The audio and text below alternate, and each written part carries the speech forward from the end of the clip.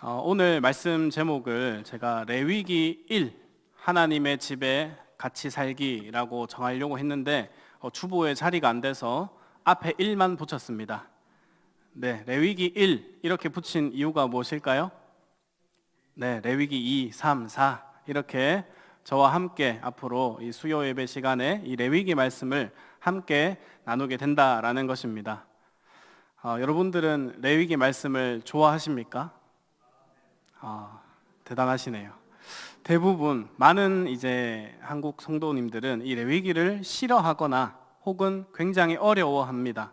일단 표면적으로 굉장히 낯선 용어들이 많이 나오고 또 여러 가지 제사나 또 법에 대한 내용들이 굉장히 딱딱하게 나오기 때문입니다.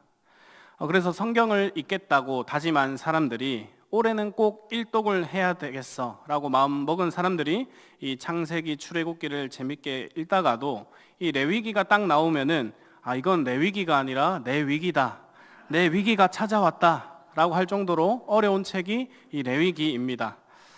또 다른 이유가 있어요. 레위기가 사람들에게 인기가 없고 소외되는 근본적인 이유가 또 무엇이냐면은 오늘날 우리가 신앙을 가지고 있다, 오늘날 우리가 믿음이 있다라고 했을 때 대부분 우리는 이 더 이상 딱딱한 구약 율법에 매여 있지 않고 예수 그리스도를 통한 믿음으로 다 구원을 받았기 때문에 더 이상 이 과거의 레위기와 같은 이 구약의 율법들, 그런 내용들이 나에게 더 이상 무슨 상관이 있냐라는 것입니다. 이 레위기에 나오는 이 제사법들, 음식법들, 정결법 등이 신약에 와서 예수 그리스도의 사역을 통해 다 폐지가 되었는데, 그러면 이 레위기가 과연 우리에게 아직 무슨 유효한 것을 주겠냐라는 것이죠. 그래서 이 레위기가 소외되고 좀 중요하지 않는 그런 책으로 여겨지는 경향이 있습니다. 그래서 이 레위기는 이제 예수님의 사역, 구원의 배경을 가르쳐주는 역할 정도로, 또는 이 예수님을 모형적으로 가르쳐주기 위해서 그림자의 역할로서 이 레위기를 많이들 사용하고 있습니다.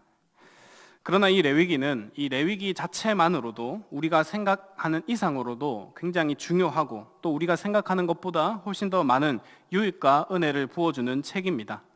그래서 일단 레위기를 우리가 잘 알고 이해를 하게 되면은 이 하나님에 대한 이해, 또 죄와 구원에 대한 이해, 또 예수님에 대한 이해, 또 예배와 또 삶 속에서 드리는 예배에 대한 등등의 많은 이해를 얻게 되는 귀한 책이라고 할 수 있습니다.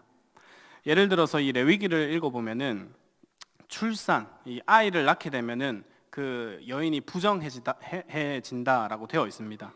그래서 부정한 여인이 다시 정결하기 위해서 제사를 드려야 되는데, 그때 가난한 자들은 이 비둘기 한 쌍을 제사로 바쳐도 됩니다. 이거를 신약에 와서 보면은 누가복음 2장에 이 마리아와 요셉이 아기 예수님을 낳고 이 정결 예식을 하는 모습이 나오는데, 그때 비둘기를 가져옵니다. 레위기 말씀이죠. 그리고 이들이 가난했구나, 그것을 알 수가 있는 것입니다. 또 레위기 15장에 보면 유출병에 대한 또 법이 나오는데, 유출은 부정한 곳으로 그 사람이 앉은 곳이나 그 사람이 다니는 사람까지 함께 부정해집니다. 그 배경으로 이 복음서에 12년 동안이나 혈류병을 앓고 있던 그 여인을 바라볼 수 있게 되는 거죠. 12년 동안이나 부정한 채로 예배도 못 드리고 성전 안도 못 들어오고 사람도 못 만났던 그 여인의 고통과 심정을 이 레위기를 통해서 더 깊이 알 수 있게 되는 거죠. 또 레위기에 또 음식법이 복음서에 나오는데, 이 바리새인들이 음식법을 철저하게 지키는 모습이 나옵니다. 부정한 음식, 또 정결한 음식, 그것을 잘 구분하고 또 손발을 잘 씻으면은, 그런 의식을 잘 지키면은 자동적으로 거룩하게 될 것이다, 그렇게 생각했습니다. 그러나 예수님은 먹고 안 먹고가 사람을 부정하게 하는 게 아니라 마음의 악이 그 사람을 더럽게 한다라는 것을 가르쳐 주시면서 이 거룩의 핵심, 거룩이 무엇인지를 또 가르쳐 주셨습니다. 또 뿐만 아니라 히브리서, 또 바울의 여러 서신서 등 많은 말씀들이 이 레위기의 말씀 위에, 배경 위에 많이 쓰여졌습니다. 그러니까 이 레위기를 잘 알면 알수록, 이해하면 할수록 이 성경의 많은 사건들이 더 깊이 이해가 되고 알아갈 수 있다라는 겁니다. 또 아까 얘기했던 것처럼 무엇보다 이 레위기를 통해서 하나님이 어떠한 분이신지를, 하나님의 속성이 어떠한가를 깊이 이해할 수 있게 되는데, 이것은 레위기의 주제와도 연결이 되고 있습니다. 레위기에서 가장 많이 사용되는 단어는 바로 거룩입니다. 이 레위기에서만 152번이 사용되었고, 하나님이 또 우리에게 이렇게 명령을 하셨죠. 레위기 19장 2절 말씀에 보면은 너희 이스라엘 자손의 온 회중에게 말하여 이르라. 너희는 거룩하라. 이는 나 여호와 너희 하나님이 거룩함이니라. 하나님이 거룩하시기 때문에 반드시 너희도 함께 거룩하라라는 것입니다. 이 명령이 너희도 함께 거룩해라 라는 말씀이 무려 5번이나 이 레위기 안에서 강조되고 있습니다. 여기서 우리는 이 레위기를 보면서 질문을 해야 됩니다. 그러면 하나님, 거룩이 무엇이죠? 또 거룩해서 뭘 하는 거죠? 거룩이 우리에게 주는 게 뭐죠? 거룩해서 무엇을 이루려고 합니까? 그것을 우리가 알아야 된다라는 거죠. 그래서 이 거룩이 무엇인지를 이제 말씀을 통해서 이제 배워가도록 하고요. 또 왜 하나님이 우리에게 이 거룩을 요구하시는가, 그것 또한 우리가 알아야 되는 것입니다. 이 레위기에서 이 거룩의 목표는 단순히 그 거룩함 그 자체가 아닙니다. 거룩함의 진정한 목표가 무엇이냐면은 바로 오늘 말씀 제목처럼 하나님의 집에서 함께 살기 위해서입니다. 거룩함의 목표는 하나님의 집에서 하나님과 함께 살아가기 위해서 이 거룩함이 필요하다라는 거죠. 하나님은 거룩하십니다. 그리고 하나님이 거하시는 곳은 당연히 거룩한 곳입니다. 자신의 백성을 사랑하시는 하나님께서는 자신의 사랑하는 백성과 함께 살고자 하십니다.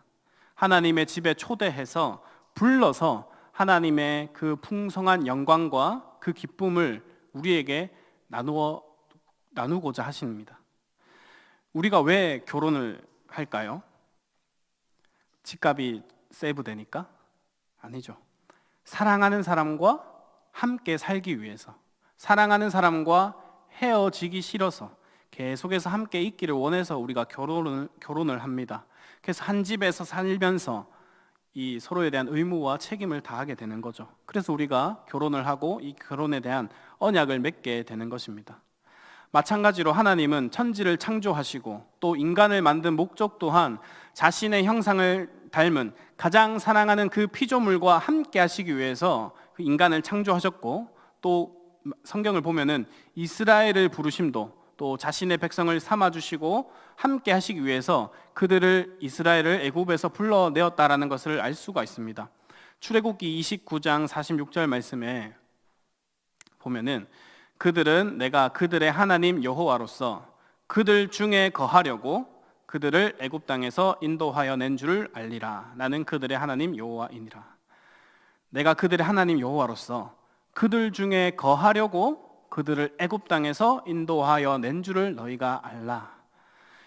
애굽에서 건져내신 이유가 이렇게 말씀하고 계신 거예요. 그들 중에 거하려고, 즉 그들과 함께 살고 싶어서, 그들과 함께 있고 싶어서 그들을 구원했다 말씀하십니다.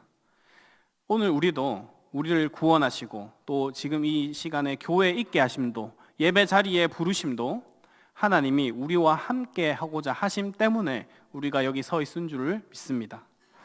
어려운 말로 이것을 하나님의 임재 가운데 우리를 불러서 함께 하시는 그 하나님의 뜻을 우리가 발견해야 된다라는 것이죠. 그래서 거룩하신 하나님과 함께 하기 위해서 사람은 거룩한 백성이 되어야 했고, 동시에 제사장 나라가 되어야 했습니다. 이것은 애굽에서 이스라엘을 구원했던 하나님의 또 하나의 목적이었습니다. 출애굽기 19장 4절에서 6절 말씀을 보면은 함께 한번 읽겠습니다. 시작. 내가 애굽 사람에게 어떻게 행하였음과 내가 어떻게 독수리 날개로 너희를 업어 내게로 인도하였음을 너희가 보았느니라. 세계가 다 내게 속하였나니 너희가 내 말을 잘 듣고 내 언약을 지키면 너희는 모든 민족 중에서 내 소유가 되겠고 너희가 내게 대하여 제사장 나라가 되며 거룩한 백성이 되리라. 너는 이 말을 이스라엘 자손에게 전할지니라. 마찬가지로 이 출애굽기의 연장선으로 이 레위기에서 가장 많이 언급하고 강조하고 있는 것이 바로 이 거룩과 이 제사장입니다. 여기서 이 말씀의 통일성을 가지고 베드로전서 2장 9절 말씀에 이렇게 이 레위기 말씀 인용되어 있습니다. 그러나 너희는 택하신 족속이요 왕 같은 제사장들이요 거룩한 나라요 그의 소유가 된 백성이니. 그대로 표현되고 있습니다. 너희는 제사장이다, 거룩한 나라다, 그게 바로 나의 소유된 백성이다. 자, 사실 이 모든 만물이 다 하나님의 소유이죠. 뭐 누구 게 아닙니다. 다 하나님 것인데 그 중에서도 특별하게 부른 사람들, 선택한 사람들, 이 히브리어로 보면 이 세굴라라고 하는 내 소유, 그 사람들은 보물과 같은 존재들이라는 겁니다. 그래서 이 보물과 같은 존재들은 그냥 가만히 있으면 되는 게 아니라 하나님의 거룩한 소유물답게, 소유답게 거룩한 나라, 거룩한 백성, 거룩한 제사장이 되어야 했습니다. 그래서 하나님의 집에 거하기 위해서는 이 조건이 만족되어야 합니다. 거룩한 백성, 그리고 제사장 나라. 거룩한 백성, 제사장 나라. 이 두 가지 개념을 우리 머릿속에 두면서 이 레위기를 읽어가야 합니다. 자, 그런데 문제는 무엇입니까? 하나님과 함께 하기에는 우리 인간이 사실 거룩한 백성이거나 어떤 제사장 나라에 그런 실력이나 성품이나 믿음이나 인격이 안 된다라는 거죠. 그런 자격이 안 된다라는 겁니다. 하나님은 너무나 거룩하신데 인간은 부정하고 더럽기 때문입니다. 그런 인간의 죄, 부정함은 하나님을 계속해서 멀리하게 되고 도망가게 만듭니다. 원래 하나님과 가장 친밀했던 친교의 장소는 태초에 어디였냐면은 바로 에덴 동산이었죠. 거기서 아담과 하와는 하나님께서 주신 이 풍성한 물과 과실과 또 생명나무를 지키면서 하나님의 생명의 그 충만함을 누리면서 살았습니다. 그리고 창세기의 이 아담의 모습은 이 최초의 대제사장의 모습으로 하나님이 맡겨주신 땅을 경작하고 지켰습니다. 실제로 이 아담의 일하는 때 이 사용되는 단어가 이 제사장이 일할 때 사용되는 단어와 동일합니다. 그러니까 이 아담은, 태초 인간 아담은 이 성스러운 공간, 이 에덴에 성스러운 시간, 이 안식을 누리면서 이 성스러운 신분으로 잘 살아갔습니다. 그런데 이렇게 아름다운 공간과 시간과 신분에서 이 아담이 쫓겨나게 됩니다. 왜 그렇죠? 선악을 알게 하는 나무를 먹게 되었죠. 이 에덴에서 이 생명나무, 그리고 선악을 알게 하는 나무는 사실은 토라, 율법과 같은 기능을 했습니다. 신명기를 보면은 이 율법을 두고 이 율법을 앞에 두고 지키고 안 지키고를 이렇게 표현하고 있습니다. 신명기 30장 19절 말씀에 뒷부분에 생명과 사망과 복과 저주를 내 앞에 두었은즉 너와 내 자손이 살기 위하여 생명을 택하고 라고 되어 있습니다. 이 율법이라는 것이 생명과 연결되어 있다라는 거죠. 이 율법을 지키면은 생명이 따라오게 됩니다. 마찬가지로 이 아담은 선악을 알게 하는 그 나무의 열매를 지킴으로, 즉 말씀과 율법을 지킴으로 하나님 앞에 생명을 선택해야 했습니다. 그런데 아담은 또 다른 자신과 한 몸을 이룬 여자, 그리고 사탄의 그 교활한 농간 속에 넘어갔고 하나님과 함께 살기를 버리고 죽음을 선택하게 됩니다. 그 결과 범죄한 아담은 하나님의 임재로부터 피해 숨게 되었고 심판을 경험하게 되고 결국 하나님의 집에서 쫓겨나게 됩니다. 그 에덴으로 다시는 돌아갈 수 없게 됩니다. 창세기 3장 24절 말씀을 보면은 이같이 하나님이 그 사람을 쫓아내시고 에덴 동산 동쪽에 그룹들과 두루 도는 불칼을 두어 생명나무의 길을 지키게 하시니라. 자, 하나님이 아담을 쫓아내시고 동쪽으로 쫓아내시고 그 길을 막아버리십니다. 이제는 다시 하나님께로 돌아올 수 있는 그 길이 차단되었다는 거죠. 즉 하나님의 말씀대로 생명이 차단된 것입니다. 아담은 이제 에덴 밖에서 동쪽으로 추방되는 방랑자가 되었습니다. 그와 동시에 이제 모든 인류 또한 하나님의 임재 앞에서 멀어졌고 창조의 목적도 상실하게 되었습니다. 가장 완벽했던 이 아담도 추방되었고 파문당한 제사장이 되었는데 누가 감히 다시 하나님께로 나아갈 수 있을까요? 아담의 자녀들은 이제 하나님의 거처 문 밖에, 그의 얼굴 빛 밖에 머무르게 되었습니다. 그 이후에도 이 창세기 안에는 이런 사건들이 계속해서 반복되고 있음을 보여줍니다. 성경은 의도적으로 이 쫓겨남의 방향, 하나님과 멀어짐의 방향을 동쪽이라고 우리에게 알려주고 있습니다. 그것은 하나님이 계신 곳과 멀어지는 모습을 상징적으로 표현해주는 방향이 바로 동쪽이라는 것입니다. 이 범죄한 가인도 이 동쪽으로 옮겨가서 성읍을 새로 건설했고, 노아 홍수 이후에도 사람들이 동쪽으로 옮겨가면서 바벨을 쌓아서 하나님께 대적했고, 롯 또한 아담 이 삼촌과 이 땅을 선택하면서 소돔과 고모라가 있는 동쪽 땅을 선택하게 됩니다. 이렇게 인간은 계속해서 여러 가지를 선택하고 하나님께 가까이 가려고 하고 높아지려고 했지만은 그들이 그렇게 선택할수록 오히려 하나님과 점점점 멀어지게 되었습니다. 하나님과 멀어짐은 죽음을 의미합니다. 이 창세기에서 출애굽기까지 인간이 하나님의 집으로부터 점점 멀어지고 있는 과정을 우리에게 보여주고 있습니다. 그 모습은 사실 어떻게 보면은 생명에서 죽음으로 옮겨가는 모습이라고 할 수 있습니다. 그래서 표로 제가 한번 정리해 봤는데 이렇게 되는 것이죠. 네, 생명에서 죽음으로 계속해서 이동합니다. 사람들은 에덴 동산에서 쫓겨나고, 그래서 가인의 성읍 또 대홍수를 맞게 되었고, 노아가 그 홍수 가운데서 살아났지만은, 그래서 산 정상에 살았지만은 다시 또 바벨탑을 쌓으면서 그 죽음의 자리로 사람들은 이동했죠. 하나님이 다시 가나안으로 족장들을 보내면서 다시 가나안을 세웠지만 결국에는 다시 애굽으로 가서 하나님과 멀어지는 그 죽음의 삶을 살게 된 것입니다. 자, 계속해서 생명 가운데서 죽음으로 동쪽으로 계속 갔던 이 인간, 다시 어떻게 해야 됩니까? 다시 돌아와야겠죠. 떠났으면 돌아와야 합니다. 역순으로 돌아와야 합니다. 그런데 문제가 뭐냐면은 동쪽으로 떠난 인간이, 하나님을 버리고 거룩을 버리고 생명을 버린 인간이 스스로 그 길을 돌이켜서 돌아올 수 있는 어떤 지혜나 능력이 없다라는 것이 문제입니다. 그래서 하나님이 일하십니다. 하나님이 다시 그 길을 열어주시기 시작하십니다. 다시 자신의 임재 가운데 거할 수 있도록 다시 하나님께서 우리를 초청해 주시고 초대해 주십니다. 그게 바로 출애굽기부터 오늘 레위기까지 이어지는 그 말씀의 핵심입니다.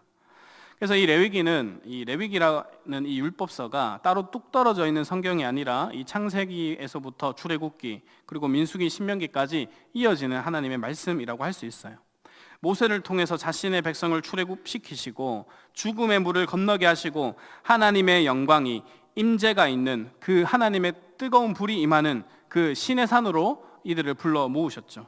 그리고 그곳에서 하나님과 함께 살 수 있는 길, 하나님과 함께 살 수 있는 방법을 가르쳐 주시고 열어 주십니다. 그 방법이 바로 하나님이 모세를 통해서 주신 율법 그리고 성막, 레위기 말씀입니다.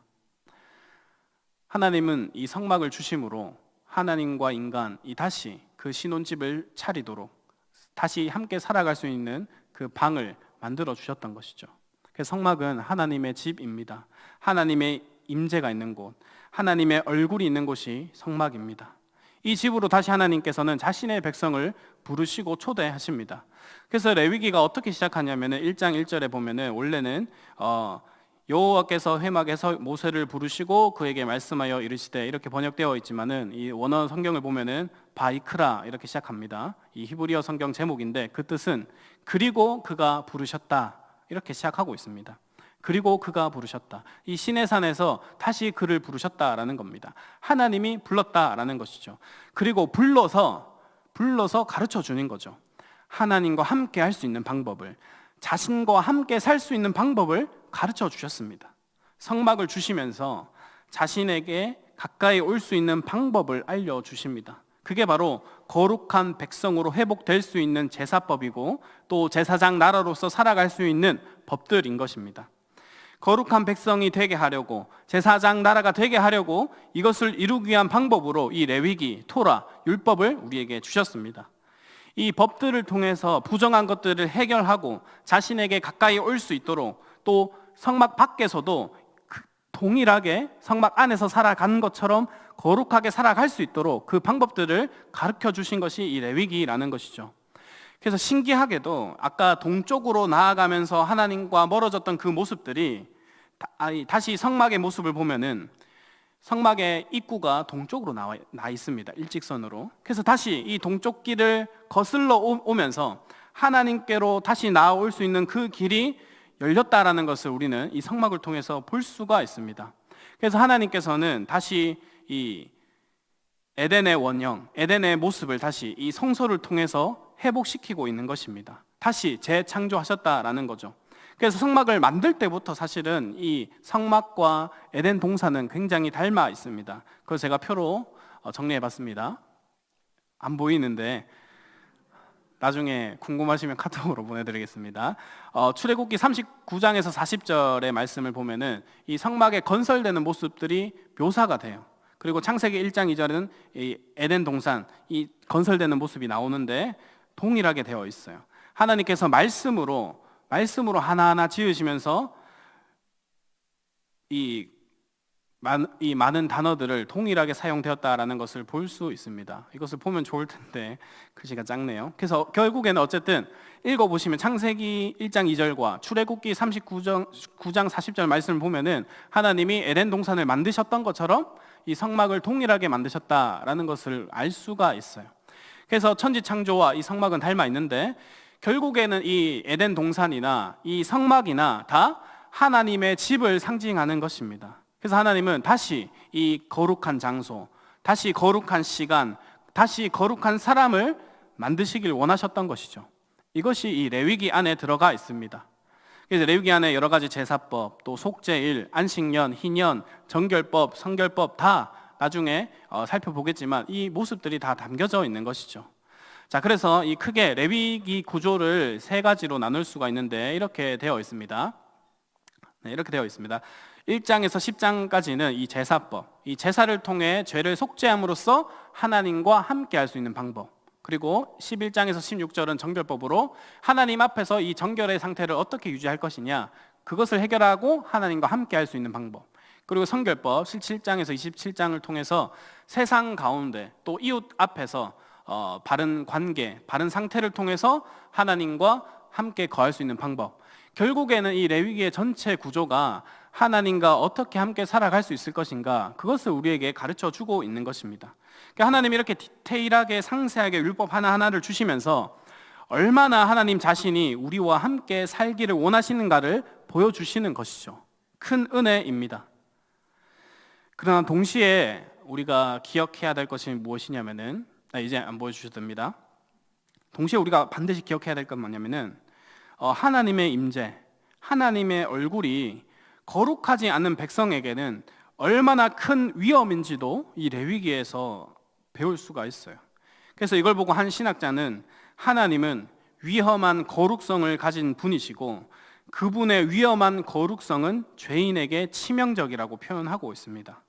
그러니까 성막과 이 레위기를 통해서 하나님이 무조건 아무나 함께 하기 위해서 받아주는 게 아니라 하나님과 함께 하고자 한다면 반드시 이 죄의 문제를 해결해야 된다라는 것 또한 분명히 이 레위기를 통해서 알려주시는 것입니다.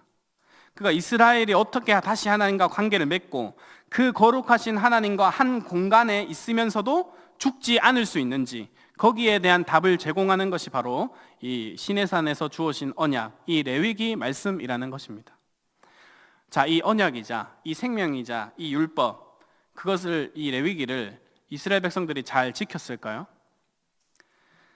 구약의 제일 마지막 책 무엇인지 아시죠? 네, 말라기입니다. 말라기 2장 4절에서 8절 말씀에 이렇게 되어 있습니다. 내가 이 명령을 너희에게 내린 것은 레위와 세운 나의 언약이 항상 있게 하려 함인 줄을 너희가 알리라. 레위와 세운 나의 언약은 생명과 평강의 언약이라. 또 뒤에 보면은 나 만군의 여호와가 이르노니 너희가 레위의 언약을 깨뜨렸느니라. 자, 하나님께서 구약의 제일 마지막까지 와서 말라기까지 와서 이스라엘이 왜 망했냐, 왜 지금까지 이렇게 고생을 했냐, 그 원인을 이 레위기의 언약과 율법을, 이 생명을 너희가 안 지켰기 때문이다, 그렇게 마지막에 말씀하고 계십니다. 그 정도로 이 레위와 세운 이 레위의 언약은 굉장히 중요하다라는 것입니다. 율법의 겉모습은 폐지된 것 같지만 여전히 이 레위기에서 나타난 이 율법의 정신, 이 언약의 정신은 그대로 남아있기 때문에, 알맹이는 그대로 남아있기 때문에 우리는 이 레위기를 통해서 하나님의 거룩한 백성으로 또 제사장 나라로서 어떻게 살아갈 것인가, 그 방법들을 배워나가야 된다라는 것이죠. 그래서 우리가 다음 주부터 이 제사에 대해서 하나하나 배워나갈 텐데, 이 이스라엘에게 제사가 왜 필요했는지를 알려면은 먼저 이 거룩에 대해서 우리가 먼저 정리가 되어 있어야 됩니다. 이 거룩은 이제 모든 만물은 이제 어떻게 보면은 거룩한 것과 속한 것으로 나눠집니다. 모든 만물이 거룩한 것과 속한 것, 네, 거룩과 속으로 나눠져 있습니다. 그리고 속은 다시 정결과 부정으로 나눠집니다. 속은 정결과 부정. 이 거룩에 대해서 제가 영상을 한 개 준비해 왔는데 한번 같이 보시겠습니다.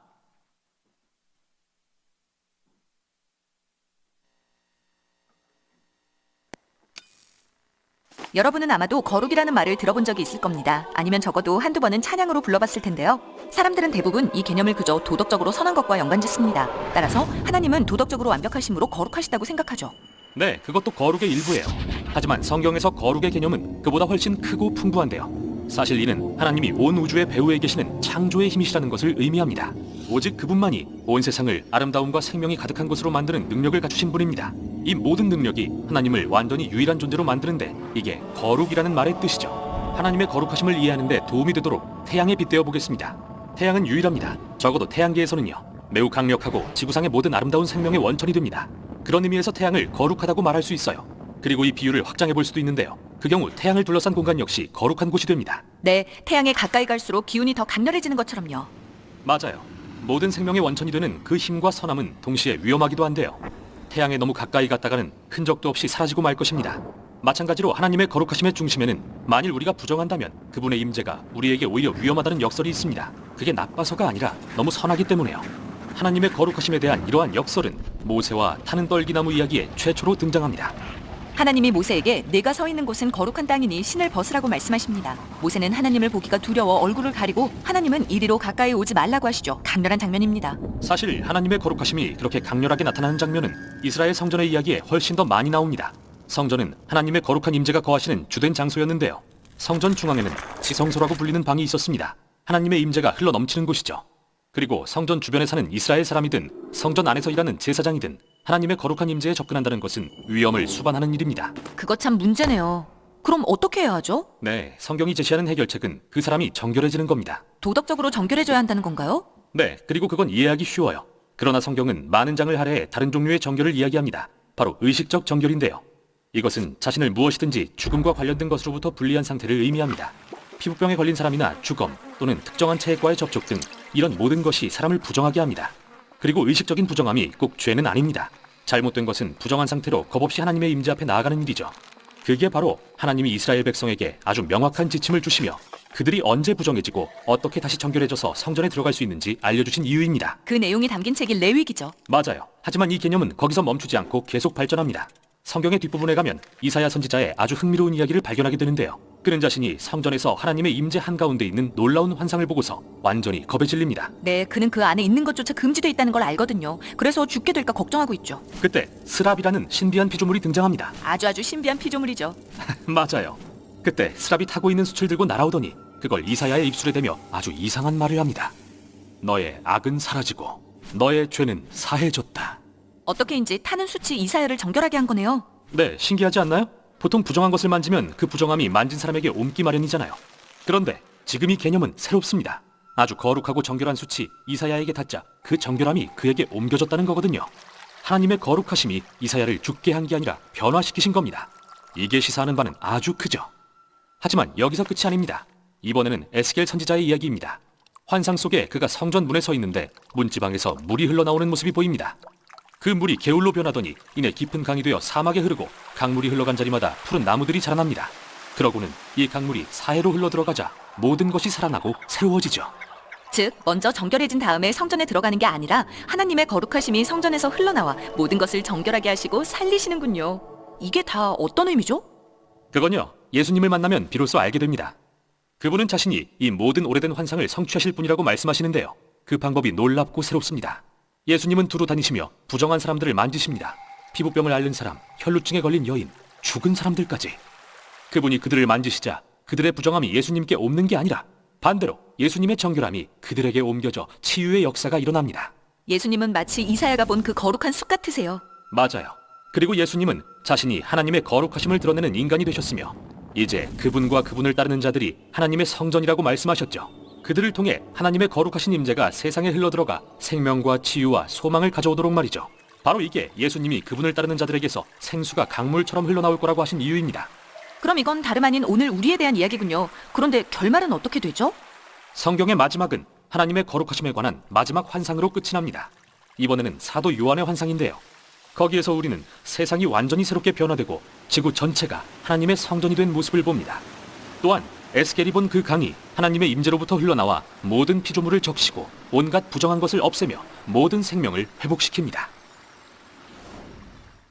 네, 여기까지 잘 보셨나요? 네, 영상에서 봤듯이 이 성경에서 말하고 있는 거룩은 온전히 하나님께만 속한 영역입니다. 인간과는 절대로 섞일 수 없는 완전히 구별된 하나님의 고유한 속성입니다. 우리가 하나님의 영광이라는 말을 자주 사용하는데 이 하나님의 구별되심, 완전하심, 완벽한 의, 우리와 차원이 다른 온전하심이 나타날 때, 그것이 외적으로 표현될 때 그 모습을 보고 우리가 영광이다라고 할 수 있죠. 그러니까 이 거룩과 영광은 연결되어 있습니다. 하나님의 이 거룩하심이 외적으로 발현될 때 그것을 보고 우리는 영광이다라고 할 수 있습니다. 그래서 이 하나님의 거룩하심은 하나님의 임재로 나타나게 됩니다. 하나님이 거룩하시기 때문에 하나님이 거하시는 곳이 거룩한 곳이 됩니다. 자, 그런데 문제가 무엇이냐면은 이 도표를 한번 볼까요? 네, 거룩이 있고 이제 아까 속, 정결과 부정으로 나눈다고 했죠. 근데 하나님의 이 거룩하심이, 하나님의 임재가 이 정결한 곳에 임하게 되면은 그 정결한 상태를 가진 사람은 거룩하신 하나님의 임재를 누리게 됩니다. 근데 반대로 부정한 곳에 이르게 되면은 어떻게 될까요? 죽습니다. 하나님의 거룩이 임하는 순간 부정한 상태에 있는 그 모든 것은 다 죽게 됩니다. 그래서 레위기는 이 부정한 상태를 보고 아예 죽음으로 보고 있습니다. 레위기에 그래서 이 부정한 모습을 보면은 다 연관이 되어 있습니다. 어떤 피부병, 또 죽음, 더러운 것, 그런 이미지들을 발견할 수가 있어요. 근데 문제가 무엇이냐면은 정결과 부정이 만나게 되면은 항상 누가 이기냐면은 부정이 이기는 게 되는 거예요. 문제인 거예요. 정결이 원래 상태라고 한다면은 항상 이 부정한 것이 닿기만 해도 정결에서 부정이 되지 부정에서 정결이 되는 경우는 없습니다. 그러면 인간이 가지고 있는 이 정결이라고 하는 것, 그것은 굉장히 연약한 상태라는 거예요. 잠깐만 방심해도 언제든지 우리의 정결이 깨지고 부정한 상태가 되기 때문에 인간은, 이스라엘은 하나님의 백성이긴 하지만 거룩하신 하나님과 함께할 수 없는 상태가 되는 것입니다. 그래서 이 모습을 이 성경에서는 계속해서 삼분법적으로 이 세 가지를 나누면서 삼중 구조로 우리에게 계속 알려주고 있어요. 이 거룩과 멀어질수록 부정해진다라는 것을 알 수가 있어요. 또 반대로 거룩과 가까워질수록 이 죽음에 대한 위험은 가까워지겠지만 하나님께로 가까이 간다라는 의미가 되는 것이죠. 그래서 거룩, 정결, 부정은 이 성경에서 계속해서 반복되는 구조라고 할 수 있습니다. 다음 표를 보면은 아까 에덴 동산도 마찬가지였죠. 이 에덴 동산, 하나님이 임재가 계신 곳이기 때문에 완벽했던 곳, 거룩이 있던 곳입니다. 그런 아담이 추방되었죠. 다시 에덴 동산으로 들어갈 수 없습니다. 거기서 아담의 추방된 이후에도 계속해서 악은, 부정은 넘쳐나서 가인이 쫓겨난 곳까지 흘러 넘치게 되죠. 동쪽으로 다시 추방됩니다. 또 시내산에서 언약할 때도 이 모습이 나타나게 되어 있어요. 모세를 하나님께서 부르실 때 함부로 못 들어오겠어요. 산 기슭 제일 밑에는 일반 이스라엘 백성들이 모여 있게 했고, 거기서도 이스라엘 백성들은 온 몸을 또 씻어야 했고 옷을 빨아야 했고 여인은 3일간 멀리 해야 했습니다. 그리고 그 경계를 넘어서면은 죽는다 말씀하셨어요. 그 다음에 이 산 중턱, 이 아론과 아론의 자손들 또 제사장들이 머물렀던 곳입니다. 이때도 그들은 성결해야 했고 또 더 넘어오게 되면은 죽는다라고 말씀하셨죠. 그 다음 이 상 정상, 오직 모세 한 명만이 하나님께 올라올 수 있도록 허락되어 있습니다. 왜냐하면 하나님의 임재가 있는 곳이기 때문에. 거기서도 심지어 이 모세조차도 하나님을 보면은 죽기 때문에 수건으로 자신의 얼굴을 가렸습니다. 점점 올라갈수록 접근 제한이 엄격해지고 거룩함이 강화되고 동시에 위험성도 커집니다. 이것은 성막이나 성전의 구조도 동일하게 되어 있는 것을 발견할 수 있어요. 성막과 성전의 이 구조도 보면은 이 마당, 뜰은 온 백성들이 들어올 수 있었습니다. 번제단과 물두멍에서 이 죄를 정결하게 해야 했습니다. 그 다음 성소, 제사장만이 들어올 수 있었습니다. 그 다음 마지막 이 주성소, 대제사장 한 명만이 1년에 딱 한 번만 올 수 있었습니다. 하나님의 임재가 가장 뚜렷하게 나타나는 곳이기 때문에 그래요. 이런 구조를만 봐도 하나님은 계속해서 이 자신의 백성들과 만나기 위해서 하나님의 집에 초대해서 함께 거할 수 있도록 끊임없이 은혜의 방편을 자신의 백성에게 설명해주고 가르쳐주고 있다는 것을 우리 성경을 통해서 알 수가 있습니다. 그런데 세상의 많은 종교들은 내가 끊임없이 노력하고 뭔가를 만들어내서 어떤 신들에게 만족함을 주고 재물을 바치고 노력을 들이고 공양을 들여서 겨우겨우 하나님께 나아갈 수 있지만은 우리 하나님은 자격 없는, 가까이 할 수 없는 자들을 위해서 창세기부터 지금까지 끊임없이 자신의 백성들을 불러주시고 자신의 거룩과 영광 가운데 동참시켜 주시려고 그 우주의 만물의 주인이신 위대하고 높으신 분이 에덴 동산에 내려오시고 신의 산으로 내려오시고 이제 하다못해 그 초라하고 작은 텐트 안까지 임재하시겠다 하고 계신 겁니다. 우리가 이 레위기의 제사나 또 오늘날의 예배, 그것을 우리가 드린다라고 하지만은 사실 우리가 이 예배를 만들고 드리는 게 아니죠. 우리의 방법대로, 우리의 생각대로, 우리의 노력으로 만약 이 예배가 만들어지고 드려졌다면은 우리는 다 거룩하신 하나님께 한 발자국 내딛자마자 다 죽었을 것입니다. 우리가 가진 이 연약한 정결의 상태로는 답이 없는 거죠. 얼마든지 우리는 예배를 드린다고 하면서도, 선한 일을 한다고 하면서도, 이웃에게 사랑을 전한다고 하면서도 그 안에 얼마나 많은 더러움과 이기심과 악함과 내 자랑이, 내 의가 섞여 있는 줄 몰라요. 그래서 하나님이 만들어 주셨습니다. 자신에게 나아올 수 있는 방법을, 자신과 함께 거할 수 있는 방법을, 죽지 않고 하나님을 누릴 수 있는 그 하나님의 거룩한 가운데 거할 수 있는 방법을 이 레위기를 통하여서 오늘, 그리고 그 레위기의 연장선인 예수 그리스도를 통하여서 예수 그리스도의 영과 진리로 그 예배를 만들어 주셨고 예수님의 영과 진리로 우리가 예배를 드릴 수 있도록 허락된 것입니다. 그래서 우리가 하나님을 섬긴다고 생각하지만 반대로 하나님이 우리를 섬겨주시고 낮아져주시고 만나주신 것입니다. 왜죠? 왜 그럴까요?